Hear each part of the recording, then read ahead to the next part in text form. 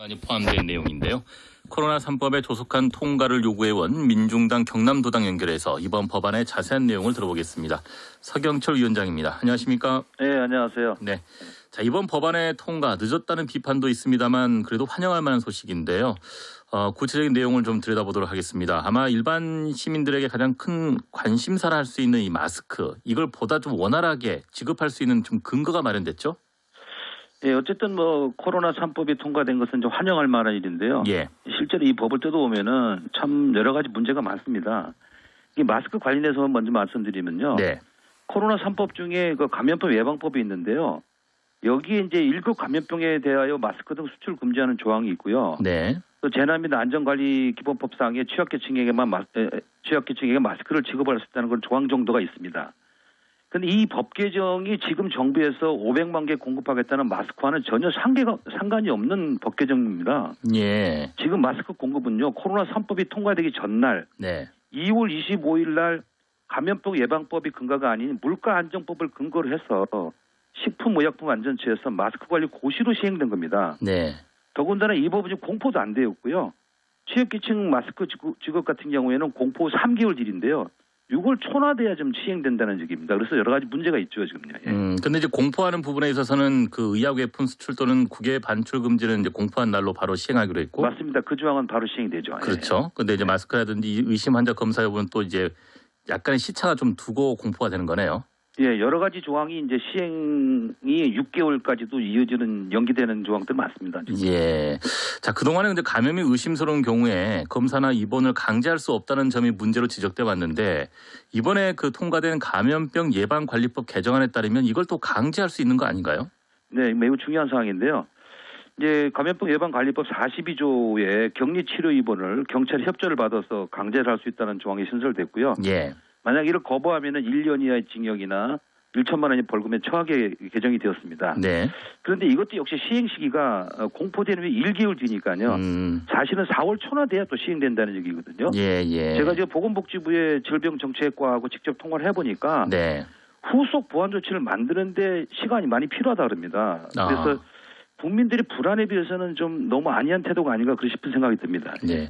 말씀하시는 이제 그 일반적인 법률에서의 시행 시기를 담는 그런 공포 날짜가 늦어진 이유는 일단은 그 국민들이 적응할 수 있는 그 기간을 주기 위한 건데 지금의 코로나 사태와 관련해서는 사실 지금 바로 시행해도 맞습니다. 큰 문제가 없잖아요. 그래서 맞습니다. 지금 민중당에서도 이해가 잘 안 되는 부분이죠. 그 부분에 대한 지적을 하고 계신 것 같고요. 맞습니다. 예. 근데 이제 민중당 경남도당에서는 이걸로는 좀 부족하다. 마스크라든지 손 세정제 같은 물품의 생산 유통 자체를 국가에서 관리하라는 주문도 내놨습니다. 이건 어떤 내용이죠?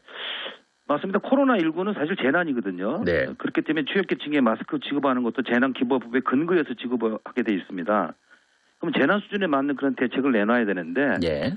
지난 이제 신종플루 메르스 사스 때문에 재난 수준의 고통을 겪었지 않습니까? 그렇습니다. 그럼 이번에야말로 예방 필수품인 마스크, 손 세정제, 체온계 등은 생산, 공급, 유통을 국가 관리하는 무상운행 정책으로 법 개정을 하는 게 맞았다고 봅니다. 그렇게 되면은 정부가 비축을 할 수가 있거든요. 네. 지금 보시면 아시겠지만은 국가 통제가 안 되니까는 일일 생산량 1,200만 장인데 이게 초반에 중국 수출과 매점 매석이 이루어져서 아직도 창고에 지금 매점 매석이 재어져 있는 상태거든요. 네네네. 그렇기 때문에 이번 법 개정에서 마스크 등 예방 필수품은 생산, 유통, 공급을 국가가 관리한다고 저희는 주장한 겁니다. 예.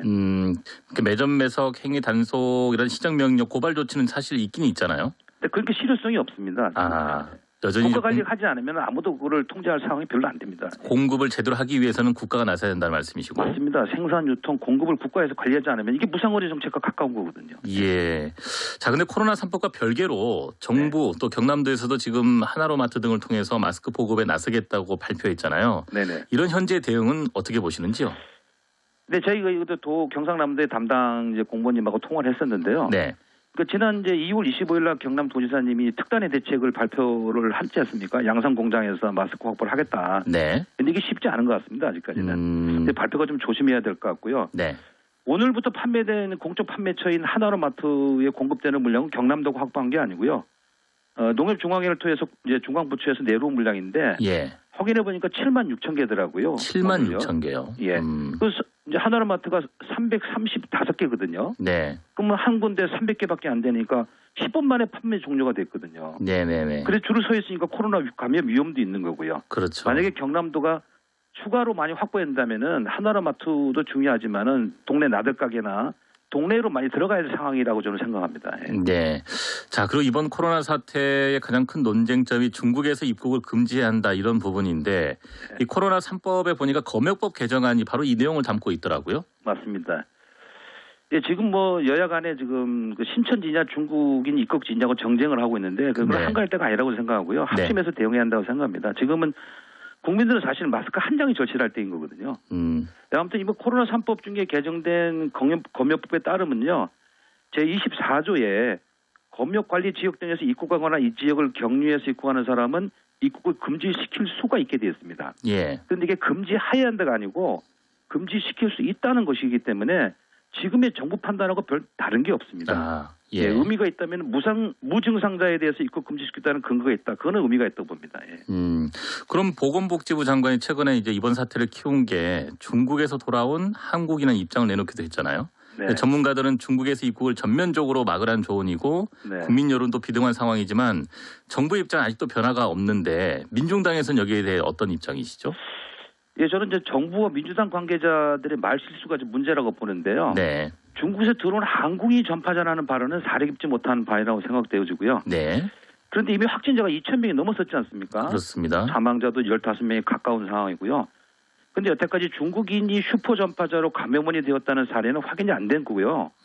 전파 자체가 국내에서 주로 이루어지고 있고 전파자도 국내에서 주로 발생하는 경우가 대부분이라서 지금으로서 입국 금지가 무슨 의미 있겠나 이런 생각이 들고요. 예. 만약에 중국인을 입국 금지시킨다면은 이태리나 일본도 입국 금지를 시켜야 됩니다. 네네. 별 실효가 없고요. 오히려 방역과 재난관리 역량만 분산시키는 거라고 생각되어지고요. 그리고 민중당은 중국 입국 금지 갖고 논쟁을 할 게 아니고 확산 예방, 확진자의 신속한 진단, 그리고 중증 환자에 대한 대책 수립이 우선이라고 생각합니다. 예.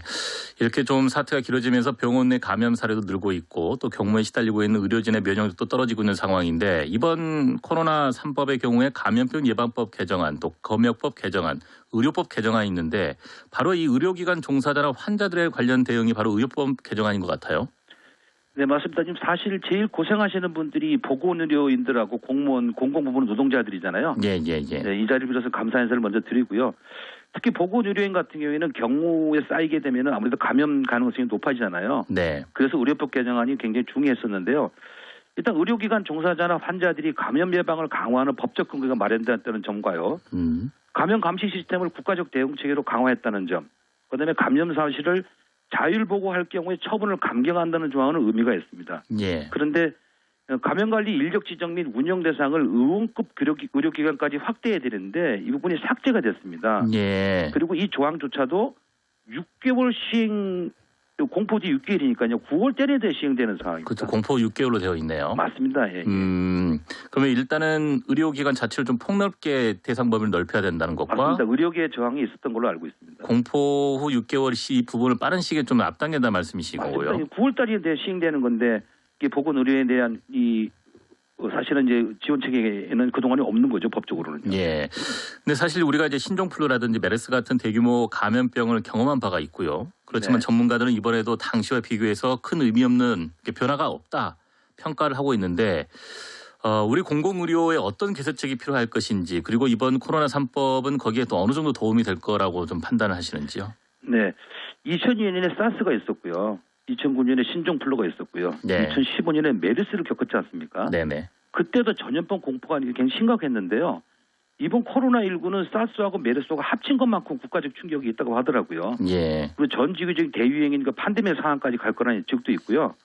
코로나19의 전파력이 지금 사스 메르스보다는 1000배 가깝다라는 그런 의견도 있습니다. 굉장히 심각한 상황이죠. 예. 그래서 코로나 3법 개정은 그런 관점에서 사실 개정되어야 되는데 그게 전혀 아니라는 거죠. 예. 예를 들면은 지금 코로나 쫓는 형사라고 불리는 역학조사관 있지 않습니까? 네, 그렇습니다. 이게 법 개정으로 중앙정부에서 30명에서 100명으로 늘린다고 이제 돼 있단 말입니다. 네. 이 조항 시행이 6개월 됩니다, 공포. 9월 말에 시행된다는데 이게 무슨 현재 의미가 있겠습니까? 예. 사실 지난번 메르스를 거치면서 공공의료에 대한 문제제기를 한참 일어났을 때 그때 정비를 했어야 되는데 때를 줬는데 지금도 역시 때를 놓치고 있지 않나 이런 생각이 들고요. 네. 이 코로나 3법에는 방역 의료 시스템을 강화하고 보건 인력을 늘리고 감염병 전문병원 등 공공병원을 하충하고요. 음압병상 하충 그리고 마스크 등 필수 외모품 국가관리제 이런 법 개정들이 들어가야 되는데 없거든요. 예. 그래서 몇 가지를 제외하고는 코로나 3법이 개정되지 않아도 기존 법률로서나 행정조치로서 할 수 있는 내용이 많습니다. 그렇기 때문에 코로나 3법의 실효성은 사실 굉장히 의심스러운 그런 상황이라고 저는 판단하고 있습니다. 알겠습니다. 오늘 말씀 여기까지 듣겠습니다. 고맙습니다. 네, 고맙습니다. 네, 지금까지 민중당 경남도당의 서경철 위원장이었습니다. 광고 듣고 오겠습니다.